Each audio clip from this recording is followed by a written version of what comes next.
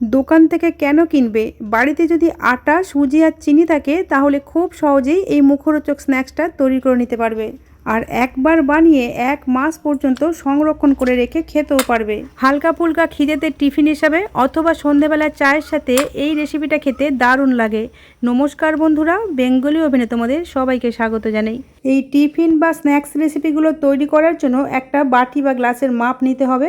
আমি এখানে একটা বাটির মাপ করে ওপরের দিকে যে দাগটা আছে সেই দাগ পর্যন্ত 2 বাটি নিয়ে নিলাম সুজি।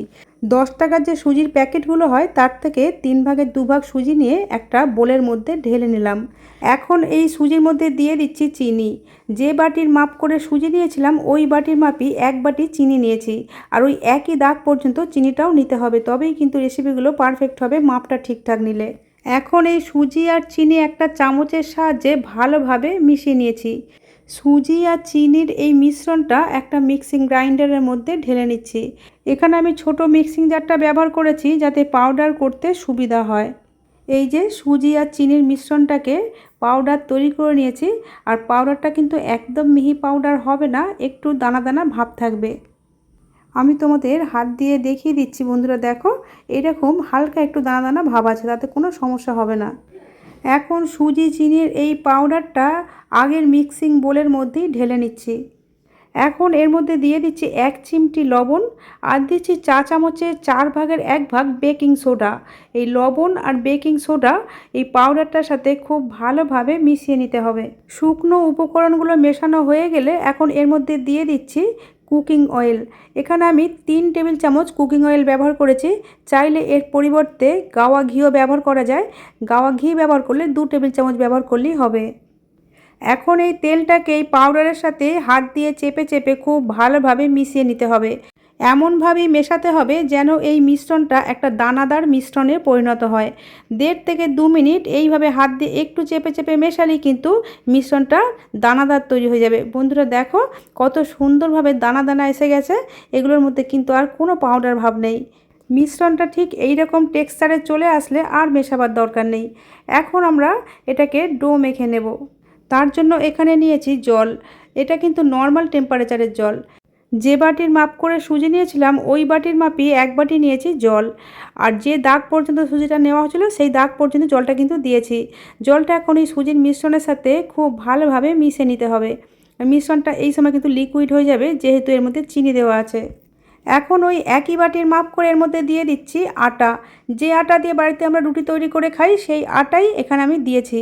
আটার পরিবর্তে কিন্তু ময়দাও ব্যবহার করতে পারো, তবে ময়দা যেহেতু আমাদের শরীরের জন্য অস্বাস্থ্যকর তাই আটাটা ব্যবহার করারই চেষ্টা করবে।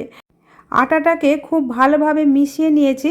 আর আটার মাপটাও কিন্তু সুজির মাপের মতোই হতে হবে, মানে যে মাপে আমরা সুজি নিয়েছিলাম ওই মাপে আটাটা নিয়েছি। এর সাথে আরও 1 বাটি আটা দিতে হবে। আর আমরা যেহেতু এখানে জল ব্যবহার করেছি এটা মাখার জন্য, তার জন্য আমি এখানে 2 টেবিল চামচ মতো গুঁড়ো দুধ দিয়ে দিলাম। আর ডোটা যাতে মাখাটা ঠিকঠাক হয় তার জন্য 2 টেবিল চামচ আটা কম নিয়ে আমরা 2 টেবিল চামচ তার পরিবর্তে গুঁড়ো দুধ দিয়েছি। এই দুধটা কিন্তু অপশনাল, যদি দুধটা না দিতে চাও তাহলে 2 টেবিল চামচ আটা বাড়িয়ে দেবে। আমি যেহেতু এখানে ডোটা মাখতে জলের ব্যবহার করেছি তার জন্য এই মিল্ক পাউডারটা ব্যবহার করেছি যাতে এই স্ন্যাক্স বা টিফিনগুলোর স্বাদ বেড়ে যায়।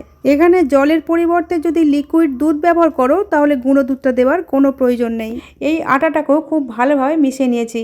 মাপটা একটুখানি খেয়াল রাখতে হবে বন্ধুরা, যতটা সুজি নেবে ঠিক ততটাই আটা নিতে হবে। মানে 2 বাটি সুজি নিলে 2 বাটি আটা নিতে হবে। আর 1 বাটি চিনি আর 1 বাটি দুধ বা জল নিতে হবে, তবেই কিন্তু রেসিপিগুলো একদম পারফেক্টভাবে তৈরি হবে। আর ডোটা মাখার সময় কিন্তু চেপে চেপে মাখা যাবে না। এখানে আমি চামচ দিয়ে হালকা হাতে একটু মিশিয়ে নিয়েছি। ডোর টেক্সচারটা ঠিক এই রকম হবে। আমি কাছ থেকে দেখিয়ে দিচ্ছি বন্ধুরা, দেখো ঠিক এইরকম ডোটা তৈরি করতে হবে। এখন হালকা হাতে ডোটাকে একটু মিশিয়ে নিয়ে যে সাইজের টিফিন বা স্ন্যাক্সগুলো তৈরি করতে চাও সেই সাইজ মতো আমি ভাগ করে রেখে দিচ্ছি। এইভাবে ভাগ করে রেখে দিলে এই টিফিন বা স্ন্যাক্স রেসিপিগুলোর সাইজগুলো যেমন সমান আকৃতির হবে আর সেই সাথে এগুলো খুব ভালোভাবে সেট হয়ে যাবে। এগুলোকে খুব বেশি বড় করার দরকার নেই, একটু ছোট সাইজ করে করলে তাড়াতাড়ি তৈরিও হয়ে যাবে আর ভিতর পর্যন্ত খুব ভালোভাবে ভাজা হবে। আমি এখানে ছোট ছোট লেবুর আকারে তৈরি করেছি। এখন চাপা দিয়ে 10 মিনিটের জন্য রেখে দিলাম, যেহেতু সুজি দিয়ে তৈরি। এখন আমি তোমাদের 10 মিনিট পরে দেখাচ্ছি। এই সময় ওভেনের মধ্যে একটা কড়াই বসিয়ে দিয়ে এর মধ্যে দিয়ে দিলাম কিছুটা তেল। তেলটাকে একদম লো হিটে হালকা গরম করতে দিলাম। তেলটা কিন্তু একদমই বেশি গরম করা যাবে না, তাই ফ্লেমটা একদম লোতে রাখতে হবে। আর এগুলো খুব তাড়াতাড়ি তৈরি হয়ে যাবে, তেলটা গরম হতে হতেই তৈরি হয়ে যাবে। একটা অংশ নিয়ে দু হাতের তালুর সাহায্যে এইভাবে আমি বলের মতো প্রথমে গোল করে নিয়ে তারপর এইভাবে হালকা করে চেপটে দিলাম। তোমরা তোমাদের খুশি মতো যে কোনো আকারই দিতে পারো, আমি এখানে চ্যাপ্টাকৃতি করে দিয়েছি। আর এগুলো কিন্তু ভাজার সময় অনেকটা ফুলে যাবে। বন্ধুরা দেখো, এইভাবে হালকা হাতে কিন্তু এই বলগুলোকে তৈরি করতে হবে, বেশি চাপ দিয়ে তৈরি করবে না। আমি প্রথমে অর্ধেকগুলো তৈরি করে নিয়েছি, বাকিগুলো এগুলো ভাজতে ভাজতে তৈরি করে নেব। আর তেলটা দেখো এরকমই গরম হতে হবে যাতে আঙুলটা ডুবিয়ে রাখা যায়। এখন এই হালকা গরম তেলে এই তৈরি করা বলগুলোকে দিয়ে দিতে হবে। দেখো এই যে হালকা হালকা বুদবুদ উঠছে তেলের মধ্যে, এই রকম গরম তেল লাগবে। এতক্ষণ গ্যাসের ফ্লেমটা লোতে ছিল। এই সমস্ত স্ন্যাক্সগুলো দেওয়া হয়ে গেলে গ্যাসের ফ্লেমটা 40 থেকে 50 সেকেন্ডের জন্য মিডিয়ামে করে দিতে হবে। কারণ এই স্ন্যাক্সগুলোকে হালকা গরম তেলে দিয়েছি, আর এই হালকা গরম তেলে সবগুলো দেওয়ার ফলে তেলের টেম্পারেচার একদম ডাউন হয়ে গেছে। এই হিটটাকে অ্যাডজাস্ট করার জন্য 40 থেকে 50 সেকেন্ডের মতো মিডিয়াম ফ্লেমে রাখলেই তেলের টেম্পারেচারটা অ্যাডজাস্ট হয়ে যাবে। তারপর ফ্লেমটাকে আবার একদম লোতে করে দিতে হবে। এই টিপসটা কিন্তু আমরা অনেকেই জানি না, যেহেতু এর মধ্যে বেকিং সোডা দেওয়া আছে, তাই প্রথম থেকেই যদি লো হিটে ভাজা হয় তাহলে কিন্তু এই টিফিন বা স্ন্যাক্স রেসিপিগুলো তেলের মধ্যে ভেঙে যাবার সম্ভাবনা থাকে অনেক সময়। আর এইভাবে আঁচটা একটু বাড়িয়ে দিলে তাহলে কিন্তু আর ভেঙে যাবার কোনো সম্ভাবনাই থাকবে না। বন্ধুরা দেখো কত সুন্দরভাবে ভাজা হচ্ছে, একটা স্ন্যাক্সও কিন্তু তেলের মধ্যে ভেঙে যায়নি। আর এই টিফিনগুলোর গায়ে কিন্তু অসংখ্য ক্র্যাক তৈরি হয়েছে। এগুলোর গায়ে যত এইভাবে ক্র্যাক আসবে তত কিন্তু ভিতর পর্যন্ত সুন্দরভাবে ভাজা হবে আর খেতে খাস্তা আর মুচমুচে হবে। হঠাৎ করে যদি মিষ্টি জাতীয় কিছু খেতে ইচ্ছা করে তাহলে ঘরে থাকা এই উপকরণ দিয়ে এই রেসিপিগুলো তৈরি করে নিতে পারো।